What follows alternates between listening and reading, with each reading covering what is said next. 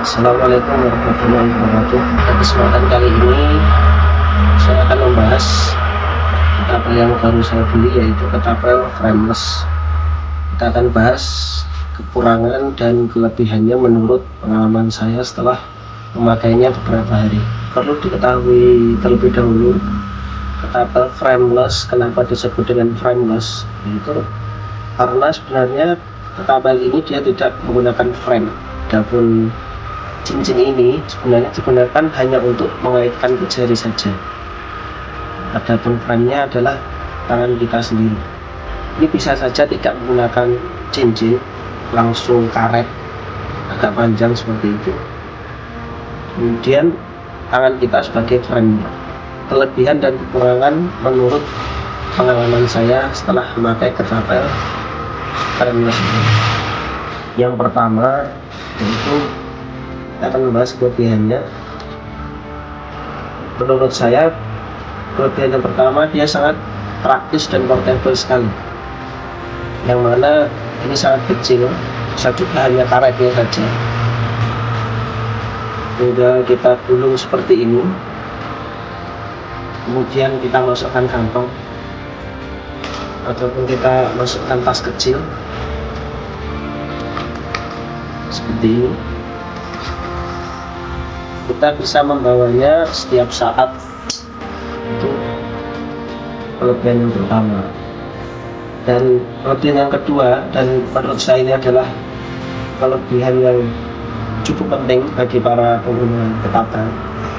Biasanya para pengguna ketapel itu adalah sangat boros karet gitu ya.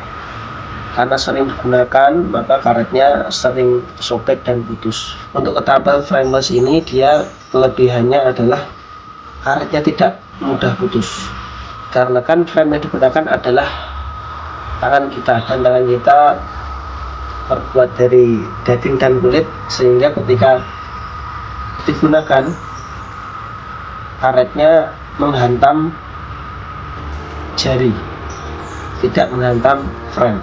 Ini adalah kelebihan kedua. Karena perlu kita ketahui bahwa ketapel dengan menggunakan frame besi ataupun kayu ataupun resin ataupun sejenisnya, frame yang digunakan lumayan keras, terutama ketapel besi. Saya juga punya ketapel metal, yaitu ketapel piaon. Kalau untuk masalah kenyamanan jangan ditanyakan lagi, termasuk ketapel paling nyaman yang saya miliki adalah ketapel piaon. Tapi untuk masalah karet itu sangat boros sekali. Bahkan baru 3 hari pakai, karet itu sudah bolong, sudah sobek. Karena kan apa? Karena kan besi kan. Jadi ketika digunakan, dia langsung menghantam besi, dan di besi itu banyak sekali sisi-sisi yang tajam dan runcing. Maka dari itu karetnya sangat tidak aman. Itu adalah kelebihan yang kedua. Selain kelebihan, ada juga kekurangan dari ketapel frameless ini. Kekurangannya yaitu jika skillnya belum diasah atau belum berlatih, maka besar kemungkinan akan terkena jari seperti ini. Putrinya bisa terkena jari seperti ini. Ketika putri dia mengenai jari seperti ini.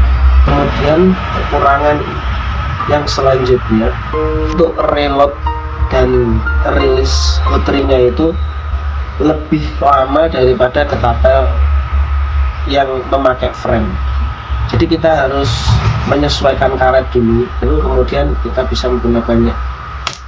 Kalau untuk akurasi itu segala macam frame itu tergantung skill dari penggunanya. Kalau untuk power tergantung karetnya, kalau untuk kenyamanan tergantung frame-nya. Jadi ada beberapa poin untuk kekurangannya. Yang pertama, kita harus melatih skill dulu, dan lumayan berbahaya jika kita tidak berlatih terlebih dahulu, bisa terkena tangan. Poin kedua adalah reload dan release dari outri ataupun itu lebih lama sepersekian detik dari ketapel yang menggunakan frame. Selanjutnya kita akan coba ya, kita akan coba shoot atau dari jarak ya kurang lebih 10 meter menggunakan ketapel ini. Oke, kita coba. Oke, kita akan mencoba shoot menggunakan ketapel frameless. Saya menggunakan battery yang 6 mili sasarannya, jadi sasaran yang terbesar botol, kemudian tutup botol. Jaraknya kira-kira ya 10 meteran ya. Jadi ini hanya digunakan untuk kait, kemudian yang dijadikan frameless adalah jari kita. Kita coba shoot yang pertama ya. Shoot yang pertama.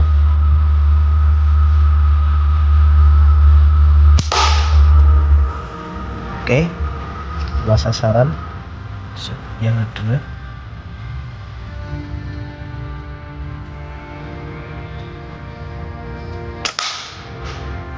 Oke, kena sesang lagi.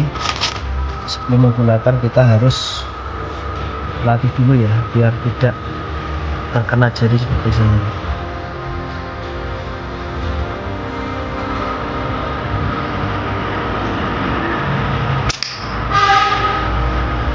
Oke, ternyata kena sasaran. Oke, sekian pengalaman saya menggunakan kabel frameless. Sampai jumpa lain waktu dan assalamualaikum.